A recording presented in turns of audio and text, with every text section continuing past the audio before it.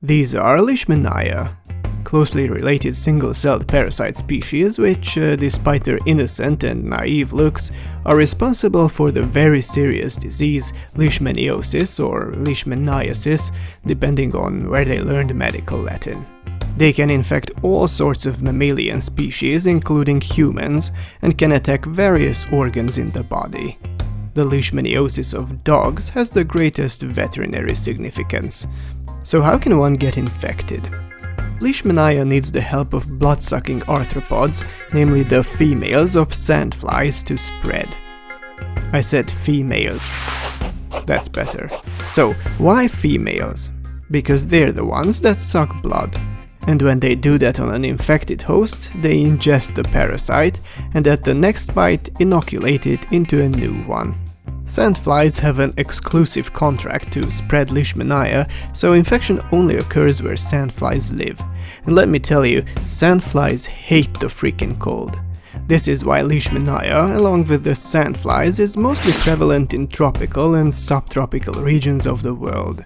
At least so far. Due to climate change, the habitats of sandflies are ever growing, so it's just a question of time for Leishmania to bust in through the front gate into areas currently untouched by the parasite. Inside the sandfly, Leishmania is present in what is called a promastigote form, wielding a flagellum and blocking the fly's sucking apparatus together with a bunch of its friends. During the bite, the insect sort of sneezes out the parasites right into the brand new host. Inside the host, immune cells of the body attack and devour the promastigotes, and while they are celebrating a job well done, Leishmania, instead of dying, shed their flagella and morph into fat mastigotes right inside the immune cells. What's this? There are two of them now? Yup, they divide. It's just one of Mother Nature's ironic tricks that the parasites replicate inside the very cells that were supposed to kill them. However, cells tend to get crowded after some time, so mastigotes escape by ripping them open, after which other immune cells pick them up. Bunch of imbeciles.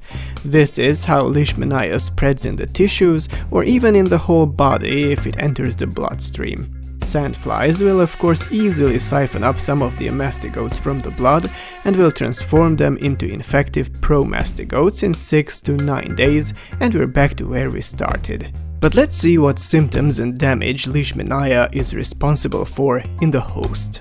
Well, this greatly depends on which of the Leishmania species one gets infected with and on the type and strength of the immune response mounted. First of all, the infection is oftentimes asymptomatic. Leishmania can be active for years in the body without any signs, but who or whatever host is asymptomatic is not guaranteed to remain that way. The mildest symptomatic form of the disease is cutaneous leishmaniosis, which produces deep, oozing and crusty sores on the skin, lasting for months, during which time they can grow or multiply along the paths of the lymphatic vessels. When they eventually heal, they leave unsightful, jagged scars behind that you could grate cheese on. Somewhat worse is the mucocutaneous form of the disease, which is characterized by the horrible destruction of nasal and oral tissues. I thought presenting it on a clown would make it less scary. Well, anyway, this form could possibly lead to death, but at the very least its healing is followed by a significant decrease in quality of life. The most severe form of the infection is visceral leishmaniosis, which attacks and kind of liquefies the spleen, the liver and the bone marrow, and is quite often fatal. In dogs, we usually see a combination of the cutaneous and visceral forms, which is caused by the same Leishmania agent as the human visceral disease. Cutaneous form on its own is quite rare in dogs, but asymptomatic carrying is very frequent, which makes dogs the main reservoirs of human visceral leishmaniosis in affected geographical areas. Diagnosing the disease is not that straightforward. The symptoms detailed above are suggestive enough but can also indicate other illnesses, so our goal is to detect the presence of the parasite directly or indirectly. Mastigotes are often visible through the microscope in tissue samples taken from the sores or from the bone marrow. However, it is easy to glance over them if they are only present in small numbers. It's much more reliable to look for the genetic material of Leishmania with a special method called PCR, as this also works with only a couple of parasites loitering about. Detecting antibodies produced by the host's immune system against the germ is also an option, but unfortunately plenty of times no antibodies can be detected despite an active infection. A negative result, therefore, is not to be trusted. After all the above, I'm sure most people have a strong itch to nuke the bastards! Bad news, everyone. There are no substances that reliably destroy Leishmania in the body. The disease can be treated to ease the symptoms, even to kill some of the parasites, but complete eradication is up to the host's immune system. Sometimes it succeeds, other times it doesn't. So we're better off preventing the infection wherever, whenever and however we can. First, are there any vaccines against the disease? None for people, sorry. There are a few products for dogs, but their efficiency is really far from impressing anybody's hypochondriac grandma just yet. Second, protect yourself against sandflies. It helps if you move to the North Pole or to the Moon, but in case you find yourselves where sandflies live and thrive, use mosquito repellents, long sleeves or insect screens.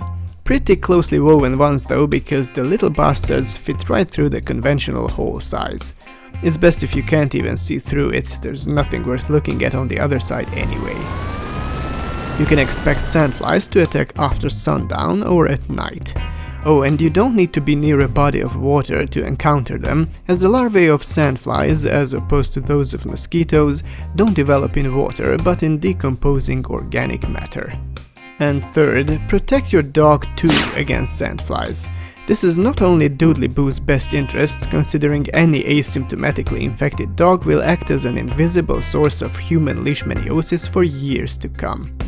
The best way to protect dogs is with veterinary sandfly/mosquito repellents, which come in the forms of medicated collars or spot-ons, the former giving several months of continuous protection and the latter usually lasting for weeks. Both provide a protective layer on the skin, the touching of which sandflies consider to be way below their moral character.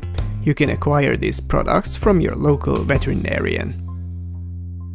No cartoon characters were harmed during the making of this video. Yeah. The technical information in this video was fact-checked by smart people Nandor Balog and Balázs Táncos. I thank them very much. The production of this video was supported by Bayer.